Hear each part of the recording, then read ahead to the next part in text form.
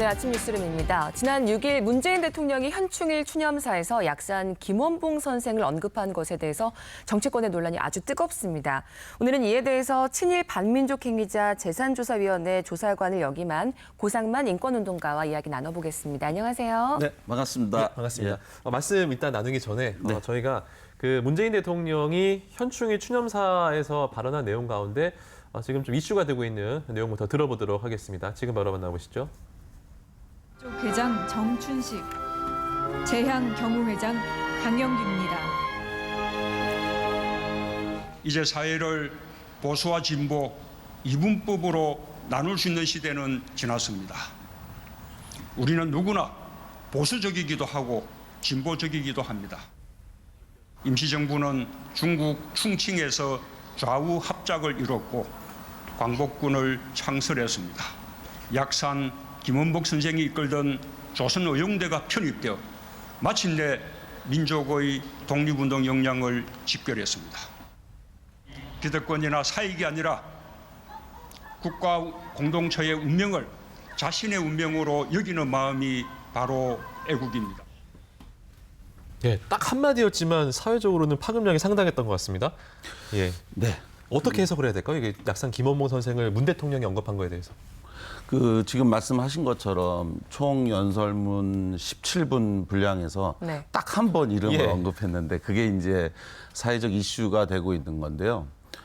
이것에 대해서는 아주 깔끔하게 저희가 보실 수 있는 게 뭐냐면 그동안 우리나라 국군의 뿌리가 어디에 있느냐를 가지고 사실은 만주군관학교 출신들 네. 이른바 친일 군인들이 뿌리가 아니냐라고 하는 오래된 논란이 있는데요. 대통령께서 이걸 깔끔하게 정리한 겁니다. 대한민국의 군대는 바로 광복군의 그 뿌리가 있고 그 광복군에서 약산 김원봉 선생이 이끄는 조선의열대가 의용군이 그 상당한 역할을 했다라고 해서 우리나라 국군의 정통성을 갖다가 올바로 세우기 위한 취지에서 예. 현충일날 발언을 한 건데 이게 이제 논란이 되고 있다는 것에 대해서 역사적 사실을 아는 사람들의 입장에서는 황당하다 이렇게 입장을 가지고 있죠.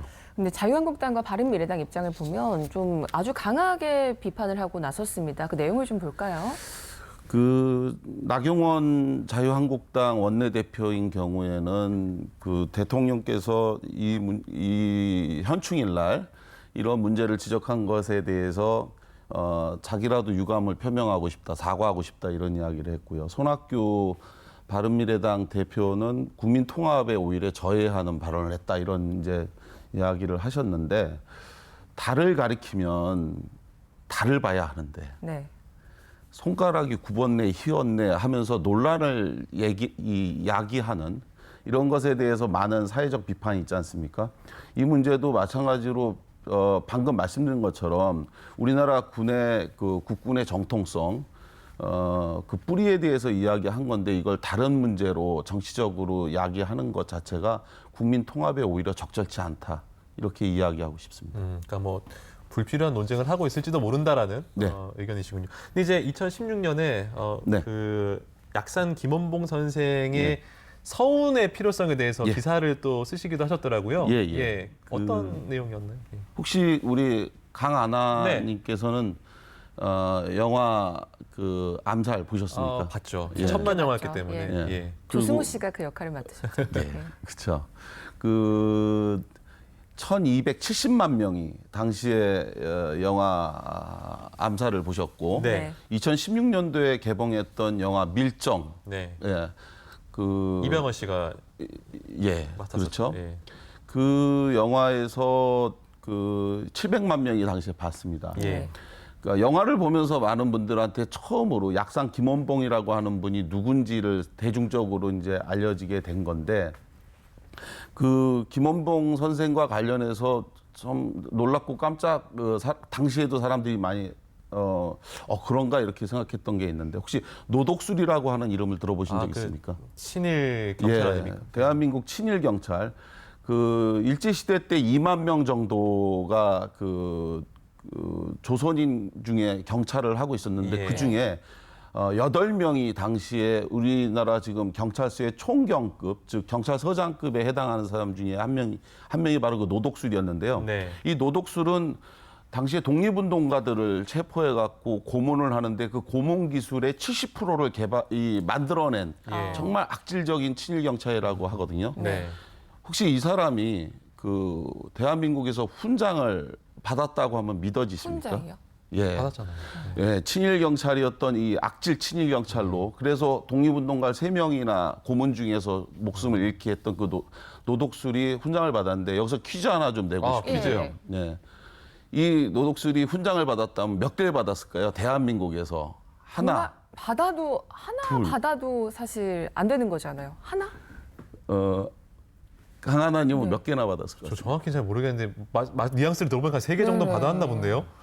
놀랍게도 그 약산 김원봉은 독립운동을 대한민국에서 30년을 했습니다. 그리고 예. 조국을 광복시키는데 자신의 모든 열정과 혼을 다 바쳤고 그런데 그 약산 김원봉은 놀랍게도 훈장을 받지 못했습니다. 그런데 노독술은 훈장을 3개를 받았습니다.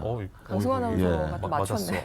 그래서 맞죠, 안 이제 약산 김원봉 선생에 대해서 훈장을 네. 주는 것이 대한민국의 역사가 아니냐. 사원을 해야 된다. 예, 이런 입장에서 글을 썼었습니다. 네. 네, 그렇군요.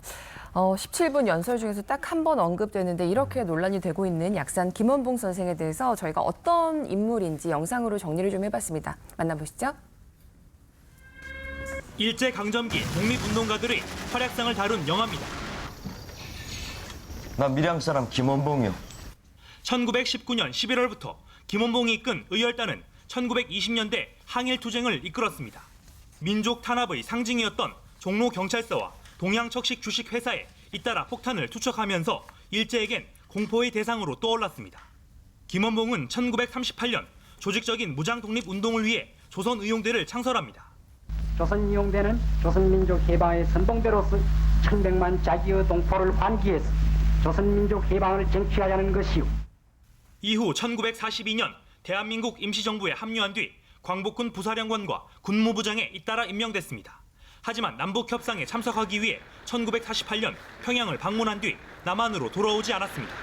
북한 정권 초기에는 국가검열상과 노동상 등을 맡았지만 결국 1958년 북한 정권에 의해 숙청됐습니다. 그 뒤 이념 대립이 격화되면서 김원봉은 남북 어디에서도 환영받지 못했습니다. 네, 영상으로도 보셨지만 우리가 서운 얘기를 하려면 그 인물에 대해서 좀 공과 과에 대해서 객관적이고 좀 상식적으로 잘 들여다봐야 되잖아요. 네. 좀 그 어떤 인물이었는지 먼저 공에 대해서 좀 알아볼까요? 네. 그 영화를 보신 분들은 아마 내용을 아시겠지만 조선 의열대 의열단의 단장으로 1919년 올해 딱 100년이 되는 겁니다. 네. 1919년 11월에 조선 의열단을 만들어서 그래서 조국을 배신한 친일 반민족 행위자 그리고 또 일본의 고관 대작들 이런 사람들에 대해서 그 암살 등 그리고 또 주요 식민지 지배 논리를 강화했던 종로경찰서라든지 동양척식 주식회사 같은 것을 폭파하는 등의 혁혁한 그 독립운동에 대한 공을 세웠던 분입니다. 그리고 나서 1938년도에 조선 의용군을 만들어서 지금 국군의 뿌리가 되는 광복군의 부사령관을 지냈던 분이시고요. 네. 그런 상태에서 이제 조국이 독립이 되고 난 후에 대한민국으로 귀국을 했습니다. 그래서 좌우 합작을 통해서 새로운 대한민국, 조국을 건설하기 위해서 노력을 하던 중에 1947년도 4월에 굉장히 약산에게 비극적인 사건이 발생합니다. 네. 그것은 바로 본인이 의열단을 통해서 죽여야 될 대상으로 선정했었던 악독한 친일 경찰, 예. 바로 노독술이 본인을 해방된 조국에서 체포해서 중부경찰서에 서울 중부경찰서로 연행을 해서 3일간 고문 등 가혹행위를 하거든요. 네. 그때 이제 약산 김원봉이 울면서 3일간 통곡을 했다고 합니다. 해방된 조국에서 내가 어떻게 일제시대 때도 당하지 않았던 이런 수치와 치욕스러운 고문을 받아야 되느냐라고 이제 울부짖는데요. 여기서 이제 한 가지 꼭 드리고 싶은 말씀이 있습니다. 네. 그 약산 김원봉 선생이 왜 그렇게 울게 됐느냐. 독립이 되고 난 다음에 그리고 나서 당시에 미 군정청 장관이었던 하지 중장이 그 친일 반민족 행위자들 일제시대 때 경찰을 했었던 사람들을 대거 다시 경찰로 등용을 하는데요. 이때 많은 사람들이 반대했답니다. 어떻게 친일파를 갖다 다시 등용할 수 있느냐라고 반대를 했는데 그때 하지가 무슨 이야기를 했냐면 일본을 위해서 애국을 그러니까 협조를 했던 사람들이 조국을 배신했다면 다시 또 미국의 이익을 위해서 희생하지 않겠느냐 이런 이야기를 했다고 하는데 그 말처럼 당시에 친일 반민족 행위자들이 그 약산 김원봉 선생을 이렇게 고문하고 하면서 결국은 약산 김원봉 선생이 대한민국에서 더 이상 본인이 그 살아남을 수 없겠구나라고 하는 위기감을 느끼고 예. 북한으로 그 남북 협상을 하기 위해서 백범 김구 선생과 함께 평양을 가게 됐는데 그때 돌아오지 않고 그대로 북에 남게 된 거죠. 그러니까 핵심이 그 부분인 것 같은데요. 지금 뭐 서운을 받지 못한다든지 네. 사회적 문제가 되는 게 김원봉 선생이 이제 북으로 가서 안 내려오시고 예. 거기서 이제 생을 마감하셨잖아요. 예. 그 북한에서 어떤 행적들이 있었길래 또 이런 그 반대하는 측에서는 이야기를 하는지 설명 들어볼까요? 예. 일단 그 김원봉 선생이 북에 갔었던 것은 사실입니다. 네. 근데 북에 가서 10년을 있었던 거죠. 예. 1948년도에 남북 회담을 위해서 이제 북에 갔다가 그대로 잔류했고 그리고 1958년도까지 북에 있었던 걸로 확인이 되는데 네. 사실은 정확하게 그 기간 동안에 무엇을 했는지는 행적이 분명히 밝혀지진 않지만 네. 몇 가지 사실을 보면 북한의 초기 내각에서 장관직을 했던 건 사실로 네, 네. 이제 확인이 됩니다. 그래서 네. 검열상 등과 또 노동부 장관으로 볼 수 있는 노동상 등을 이제 했던 건데요. 네.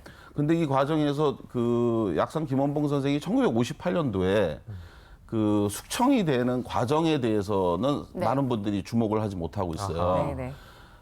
약 10년 동안 이제 북에 있으면서 거기서 정치적으로 성공을 한 게 아니라 네. 결국은 숙청을 됐는데 그 이유 중에 하나가 뭐냐면 김일성의 체제에 대해서 반대했던 것 때문에 하나의 숙청 원인이 됐고 또 한 가지는 사실은 북한을 스위스와 같은 중립국가로 만들자는 주장을 했다가 국제 간첩 혐의로 숙청이 된 겁니다. 네. 그래서 북에서도 사실은 이 약산에 대한 평가가 그리 좋지는 않은 상태입니다. 네. 아무튼 앞으로 그 약산 김원봉 선생에 대한 그 우리 사회에 좀 이해도 좀 필요할 것 같고 논의도 있어야 될 것 같은데 마지막으로 그러면은 앞서도 계속 말씀해 주셨지만 김원봉 선생의 서훈은 꼭 필요하다는 입장이신 거죠? 예.